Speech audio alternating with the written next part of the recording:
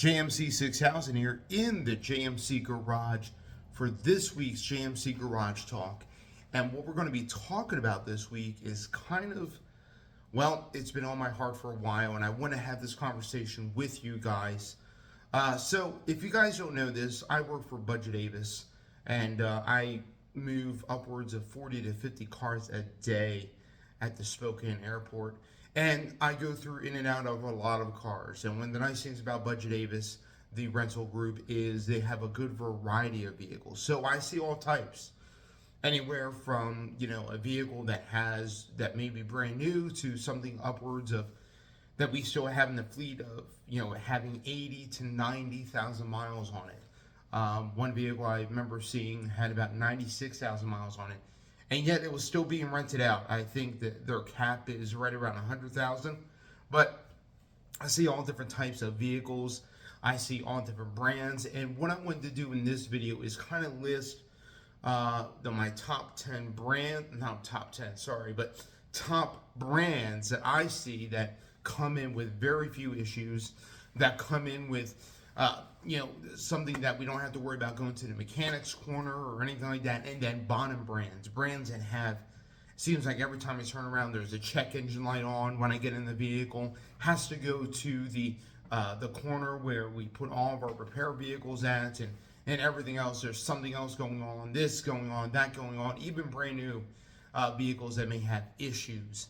So I kind of wanted to do this video, and I've worked for this company for at least almost 8 months. So I kind of got an idea, worked through them all throughout the summer, going into the winter with this company. And again, I'm in and out of cars almost, about 40 to 50 almost every single day. So I have an idea. We have 3 mechanics on site. One is just an oil change guy, and the other 2 are really what I would call the main 2 mechanics. They see these vehicles. I have a good relationship with one of them, and he's telling me brands that he's seen that have issues, brands that seem to have quite a bit of issues, and brands that they hardly ever even see or touch outside of just preventative maintenance, which the preventative maintenance part is going to be oil changes, tire rotations, new tires, brakes, things of that nature. Still getting over this cold and sinus thing, as you can tell by my voice. But I have a list here, have this clipboard. So let's go through, and I want to break it up into 2 different groups. We're going to go import, brands like Toyota, Honda, Volkswagen, Mazda, Volvo, Mercedes, some of those imports that we actually use in the rental fleet. And then we'll go over domestic, which will cover most of the GM brands, Ford, Lincoln, and of course Atlantis umbrella, which will be under Chrysler, Jeep, Dodge, and Ram.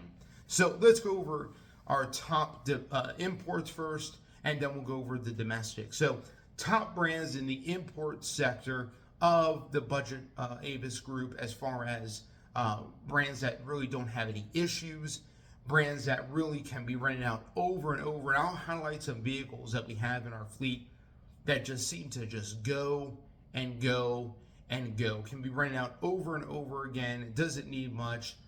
Don't have very many issues. So the top brands in the import side of things are going to be Honda and Toyota. No surprise. One of the things we have very much in our rental fleet, especially in Toyota, has to be the RAV4, which we use a base RAV4, nothing fancy. We have a couple hybrids on our fleet, but haven't seen any issues with them. But the RAV4 and the 4Runner, and we're talking about the old school 4Runner, those things, you can just rent them out again and again and again and again. They just don't have any issues. I haven't seen any check engine lights at any of the RAV4s and any of the 4Runners. They're just really, really bulletproof type designs by Toyota.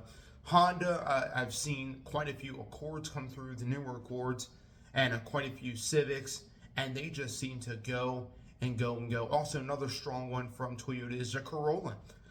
We have mostly the base model Corolla, but it seems to just want to go and go. Can be rented out over and over and over and over again, and just really seem to The Hondas and Toyotas really seem to hardly have any issues, and they really seem to want to be some of the top as far as brands that are reliable, and they'll have their preventative maintenance, maybe needing tires here and there, but really those are the top brands that come up for the import side of things. Middle brands. Now, what I mean by middle brands is brands that we see some issues here and there. They're kind of middle of the road. They're not bad. They're not good, but they're just kind of, I would say, mediocre, middle. And that would be some of the other import brands that we carry. The Korean twins would fall into that. The Kia, the Hyundai, the Volkswagen, the Mercedes, even the Volvo. We have some Volvos in the fleet, not many. The Volvos, I would say, is almost a borderline bottom brand. But a lot of the middle brands has to be Mercedes. They're okay. I mean, I don't know what else to say about them. I mean, they're decent. Not a lot of people prefer Mercedes because they're just way too complicated on the inside, especially older people. They do not want a Mercedes-Benz. They'd rather have something simple like a Camry or a Corolla or something like that. I've seen quite a few people get into a Mercedes and they're just like, what in the world is this thing? Get me out of this, please. I'm like, okay, we'll get you something different. So, middle of the brand, Volkswagen, they're all right. Haven't seen too many issues. Of course, a lot of our fleet of Volkswagen are mostly newer, and I haven't seen too many with a lot of miles on them. So, again, the Volkswagen. And I would say the most popular of the middle would be the Hyundai and the Kia. And they seem to be decent. I see a few problems flare up when we get them in here and there with the Kias, with the Hyundais. They seem to be okay, but they're not the top premier brand like the Toyota, like the Hondas. Again, they're kind of in that middle tier. We see a few issues. Every once in a while, I may get a check engine light in a Kia or Hyundai, but other than that, they're decent brands. Okay, so not to belabor this video, but let's get to the bottom of the list of the import side. That would be my Mazda and some Volvos as well. But Mazda is really at the bottom of the list for the import side, where we see quite a few issues with Mazda vehicles, especially the CX-90. We have several CX-90s in our fleet, and those things, oh my goodness, we see so many issues with the CX-90, to back hatches that won't close correctly, to check engine lights, to infotainment issues. It's really not a well-sorted car at all. I almost got a CX-90 before I got the Explorer that is behind me, and I'm sure glad I didn't. I see so many problems and issues. And it's not just CX-90, it's with other Mazdas as well. They're just, as far as import brands, they have a very bottom of the barrel kind of a feel to them. They're not well sorted. There's issues that come up. Many times I see them in the corner with check engine lights. Things are not working correctly. And it's been a big headache with Mazda as far as with the import side of things, in at least my side of work in the Budget Davis group. Now we're almost at the 9-minute mark, so let's go ahead and discuss our domestic brands. Again, I've kind of tiered them into two classes, two groups. We have our imports, and now let's go over our domestic brands. So I don't really have any top domestics, if that tells you anything. Well, I don't really have a super reliable domestic brand. It seems like our domestic brands kind of fall into the middle, and that group would be Ford, Lincoln, and General Motors. They kind of fall into the middle tier. We do see some issues with some of the domestic brands. Let's do some highlights of the domestic. Let's do Ford first. So we have quite a few Explorers in our fleet, and talking with the mechanics, they say some of the biggest things they see with the Explorer is not necessarily any mechanical issues. In fact, they've been very reliable mechanically, which is one of the reasons why I got my Explorer. But what they see with the Explorer is mostly with they see with infotainment issues with the Sync 3. The Sync 3 is kind of buggy at times. And then they also see with the Explorer. Sometimes people will tend to kind of tear them up just a little bit, and what I mean by that is they're not very gentle with. I don't know if you know this about rental cars, but many people are not very gentle with rental cars, and the vehicles just get torn up on the inside. It's just crazy. Anyway, so another issue I see with some of the Ford vehicles is the Expedition has a lot of brake issues that I've seen, needing brake pads early, or they're just about blown out, and some of the things like that. I've seen some brake issues with the Expedition, some check engine lights also as well. Very few, but I do see them here and there. The F-150s seem to be pretty solid. Don't see too many issues with the F-150s. When we go to the GM side of things, we have the Silverados, the Tahoes, the Suburbans. I see infotainment issues with GM's newest infotainment. They have some issues, and many times the map isn't working, or they have trouble connecting. People have issues with their infotainment. So I see that on the GM side. Every once in a while we'll get a check engine light or something's not right with the GM vehicle as well. And that's with now the older infotainment of GM. So that would be in the Malibus.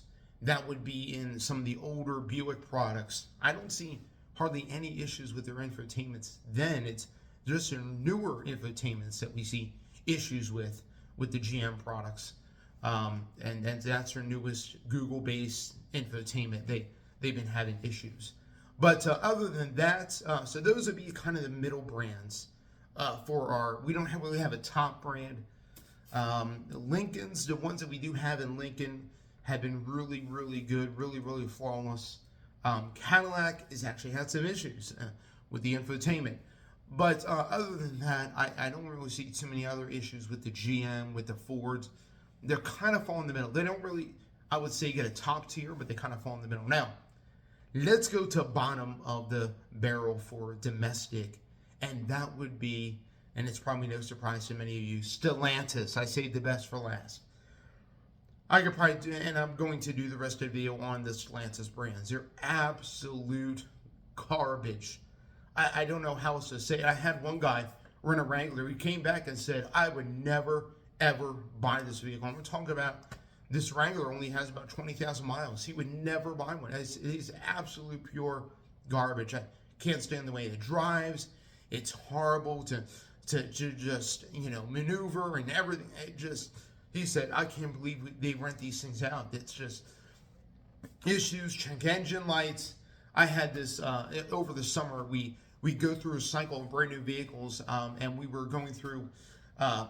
We have Grand Cherokee L's that we had put into the fleet, and over the course of the summer, we had like 20 or 30 of them we were putting out there in the fleet, and there were several of them getting put onto the lot. This one that got put onto the lot, the driver called me over. I was checking the vehicles. He called me over and was like, dude, this thing just stops right here. I get in, it will not go into gear. This thing has 63 miles on it. Grand Cherokee L is a $55,000 vehicle. Will not go into gear. Will not do anything. I finally got it to go into gear. It slammed into drive, and just absolutely crazy. And afterwards, check engine light was on. I was like, you got to send it over to the corner. We can't do anything with this thing. That was just insane. I mean, the thing was just so buggy. And of course, the biggest offender in the Stellantis brand has to be, yes, you probably guessed it, the Hornet.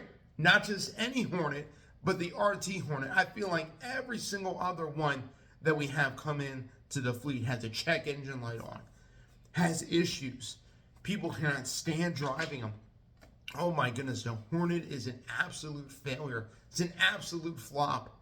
And every other one I see has to go to the corner to get the check engine light reset. It has this issue, has that issue. Oh, it's just absolutely crazy. And of course, we can't rent out vehicles that have check engine lights. And a lot of Stellantis brands, even the Ram trucks. We don't have the newest Ram trucks, so I haven't seen any issues yet with the inline six outside of the Wagoneers. Oh my goodness, so Wagoneer. The good Wagoneers are the ones with the 6.4 Hemi. The Wagoneers that seem to have the most issues are the ones with the twin turbo inline six. And just the other day, I think it was about a couple weeks ago, a customer came in and said, "Can you hear this thing for me?" And I think it had like 30,000 miles on it. I started it up, and it sounds like the exhaust is about ready to fall out of it. I don't know what happened, but it sounds like the exhaust system is separating from the turbo, and you just hear this awful, god-awful noise, and it's just absolutely crazy.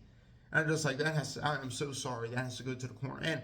And I forget exactly what happened with that thing, but it sounded like the exhaust was breaking free, breaking loose from the turbo. It just, anyway, so I see the issues, and I see the brands that are decent, and the brands that really struggle. And I'm telling you what, the Atlantis brands are just, especially their latest offerings, are just absolute garbage. And I hear from customers, I hear from people that rent these things. They get saddled with a Jeep. It's 9 times out of 10 they absolutely hate the Jeep.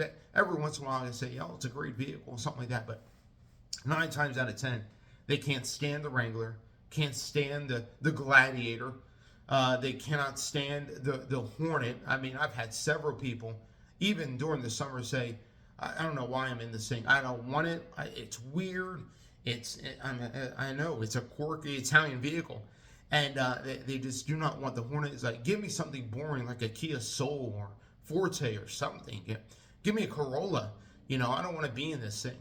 So anyway, this is JMC 6000 for the JMC Garage Talk, and I just wanted to go over the brands that are top in the rental car fleet that I work for, and the brands that are kind of bottom.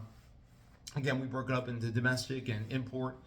Anyway, if you have any questions, comments, and maybe you want to, time in your 2 cents, I'd love to hear it. Appreciate you guys tuning in on this video. Again, let me know what you feel, maybe what you've come across, and you guys be blessed. And again, like, comment, subscribe. We upload every single Wednesday morning, every single Saturday afternoon, and we will catch you on the next one. Awesome.